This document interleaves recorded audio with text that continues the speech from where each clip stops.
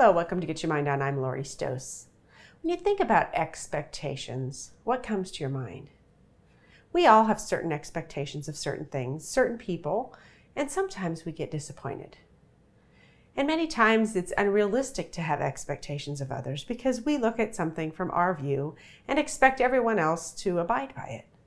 When again, we know that that's unrealistic. So this week we're going to talk about expectations, and in particular expectations that our clients have around us. When I was with a client this week, we were talking about all of their clients and how to respond to their needs. And one thing that came up that everybody deals with is time.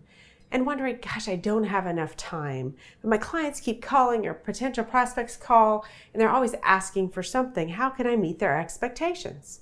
And so we discussed that, and someone said, well, isn't everybody like that? And I'm like, well, no, everybody isn't that way. We were talking about how they build relationships and what they want. And as we went through that conversation, it was really to step back and think about what our clients expecting of us. And many times we put the pressure on ourselves. So we talk about expectations. First, we have a lot of expectations on ourselves. Many of us are very, very hard on ourselves, and our expectations are a lot higher than many. So when we're dealing with clients who have those expectations of us, the first thing to do if they're calling you for something is ask for a timeline. What is that expectation? When do you need this? Because many of us want to exceed expectations, but we may be unrealistic with ourselves by saying yes and then going, oh my gosh, at the end of the day, I have 18 things I need to get done, and how am I going to get this done? So we start beating ourselves up, and then we, maybe don't deliver to the quality that we should. Where if we stepped back and asked them, hey, what's your timeline on this? When would you like it? They may say 3 days from now, and you can still exceed their expectation, but at least you've asked the question and you've been able to establish a timeline with that. As we continue that conversation, something I ask them is, do we sit down with our clients at least once a year and ask them what are their expectations? And they looked at me like, no, we really haven't done that. And so, I stepped back and said, we don't know what people's expectations are until we ask.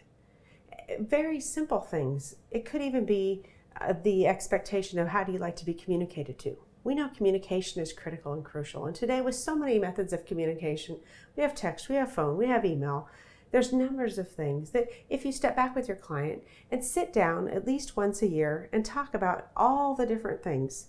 First, the basic needs. Are we meeting your timelines? Are you getting what you need from us? Is it accurate? Is it quality? Those are, these days, basic expectations that people have. But if we don't sit down and have the conversation, we maybe think we're letting them down, or they may be thinking we're not doing our part, but we're really not having a conversation about it. So sitting down, asking those simple things about quality, about communication. How do you like to be communicated to? When I ask people that, they go, wow, I've never been asked that before. And I'll usually get back, well, hey, if it's something urgent, text me. Otherwise, if it's something I just need to be aware of, just send me an email. So depending on the individual, they're going to tell you how they'd like to be communicated to. Going back to time and us saving time, that helps us be a more effective partner to them because we're understanding what best works for them. Because remember, this isn't all about us. So we think about the basic needs. A lot of us will want partnerships, right? We want to be the best partner to that client. We want to grow their business with us. We want them to rely on us, to call us and ask us our advice. But we can't get to the pinnacle. If you look at a triangle and think about your client on a triangle perspective and say the bottom of the triangle is just like the Maslow's hierarchy of needs. We have to get the basics right first. On-time delivery, quality, good communication. And as we build that relationship, we move up to that pinnacle. And that pinnacle of client expectation and that client relationship is really building that partnership, trust, loyalty, where they call you and ask your advice. Okay, we're not going to be able to get to the top of the pyramid until we hit the basics at the bottom. So having those conversations are really important. And when we can get to that top point, that's a different relationship. We know relationships are important with our clients, and to get to that point, you have to do some of those basics to get up to that spot. So really, when you also think about expectations of team members, so if you're having a conversation with your client and have that interview, bring that information back and share it with your team to say, here's what they expect of us. Here's how they'd like to be communicated to. If you can imagine somebody asking you something and then listening and responding to that, it just makes the relationship so much better. And really, when you think of that concept, you go, gosh, that's kind of simple. Why are we asking? We're guessing. We're spending all this time and energy in our minds hoping that it hits. I always say you're kind of throwing darts at the dartboard, hoping something, will connect with them. When you just ask, and it would just be a lot less time and a less negative energy on us holding and carrying us down if we just knew. And really take that and put that in all areas of your life. I always say that with our kids, being a parent, that's, nobody wrote the book on parenting, and our kids are different and we're different parents, is asking your kids, what do you like to do? When we spend our time together, where would you like to spend your time?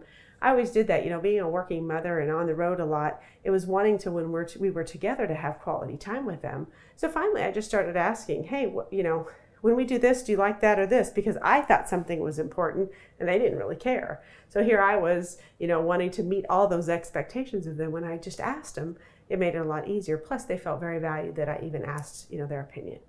So think about that in your personal relationships, in your work relationships, with your children, with everybody who's near you, to really understand those expectations.